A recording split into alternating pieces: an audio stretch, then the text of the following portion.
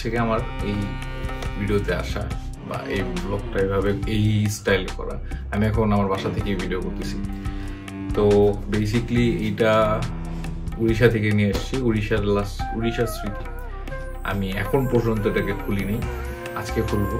হ্যাঁ, এই জন্য আমি খুলিনি, সত্যি এখনো খুলিনি। আমাদের পুরী সফর শেষ, এখন হচ্ছে ব্যাক টু কলকাতা ব্যাক করতেছি। এখন আমাদের ট্রেন হচ্ছে শতাব্দী এক্সপ্রেস, প্ল্যাটফর্ম নাম্বার 6, 6:15 ছাড়বে। আমরা চলে এসেছি।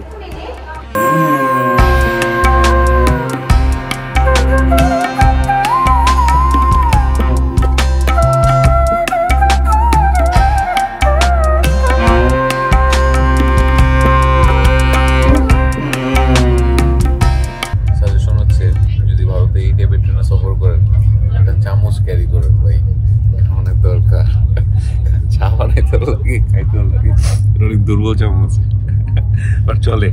আমরা hats off Indian railways. Welcome from Kolkata.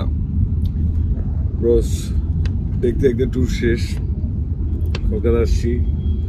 Arka আমার রাস্তা ফালা দিয়ে চলে যাবে, আমি থাকবো মার্কুইজে, অর্ক চলে যাবে সন্তোষপুর।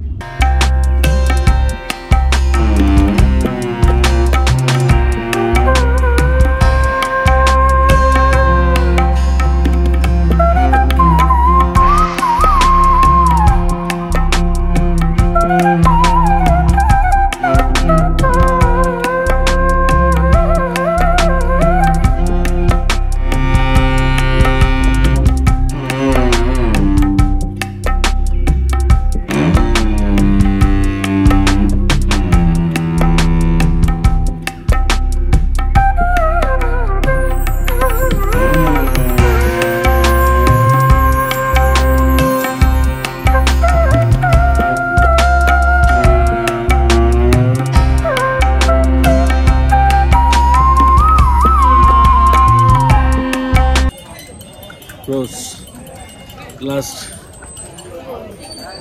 আয়া পড়ছি দেশে, বহুত কাহিনী হয়েছে, বহুত কাহিনী করে আসছি। কাহিনী পরে এখন হচ্ছে বেনাপোলে বসে চা খেয়েছি। মূলত ইন্ডিয়ার লোকাল ট্রেন কখনো ডিলে হয় না, কিন্তু আমাদের লোকাল ট্রেন যেটার মধ্যে উঠছিলাম সেটা লাইন সমস্যাজনিত কারণে প্রায় 1.5 ঘন্টা ডিলে। মানে আর লোকাল ট্রেনের ভিড় তো অবস্থা খারাপ। ভাবছিলাম দিওয়ালির ছুটি আছে, একটু ফাঁকা পাবো ট্রেন, কিন্তু না, তুমুল ভিড় ভাই, তুমুল ভিড়। তো যাই হোক, সব চলাতে পার করে ইমিগ্রেশন দিরা ক্রস করে এখন এই যে পিছিয়ে আমার ইমিগ্রেশন দেখা যায়, immigration border, no man's land. এখানে বসে চা খাচ্ছি।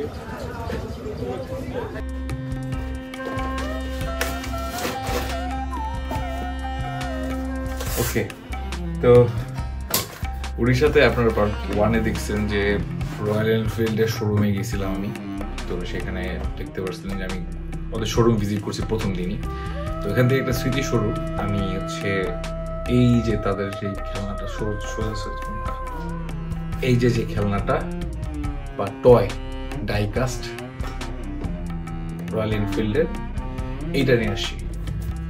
এইটা উড়িষ্যার মানে ইন্ডিয়ান রুপিতে এইটার দাম পড়ছে মোটামুটি অ্যারাউন্ড 1750 রুপি পড়ছে।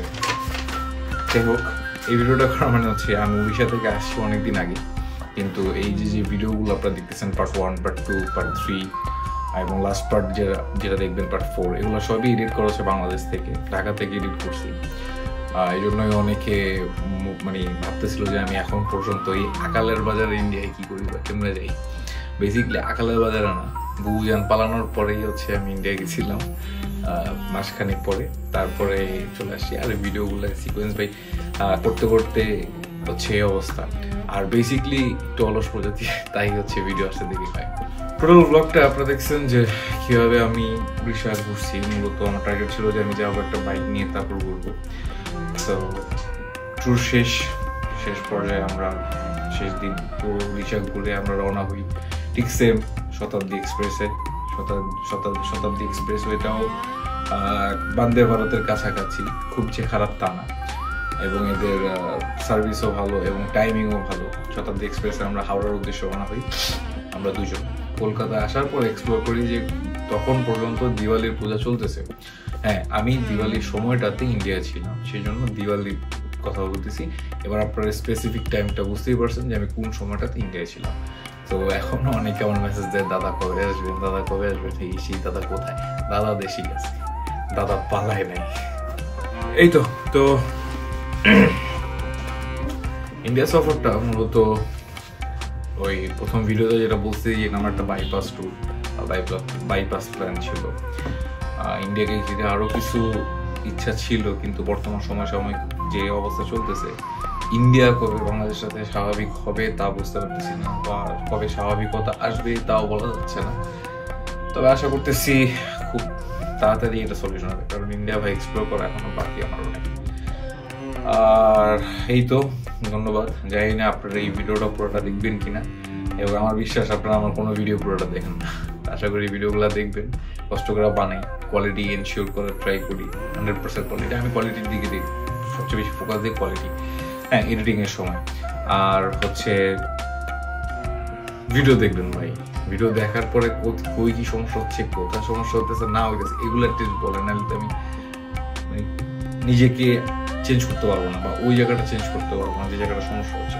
তো প্লিজ ভিডিও দেখেন, আমার ইউটিউব চ্যানেলে যান, ভিডিও পাবেন সব, সাবস্ক্রাইব করবেন, লাইক করবেন ভিডিও ভালো লাগলে, ভিডিওতে কোনো কারেকশন প্রয়োজন পড়লে কমেন্টস করবেন, আর আরো বেশি ভালো লাগলে শেয়ার করবেন। Thank you for today.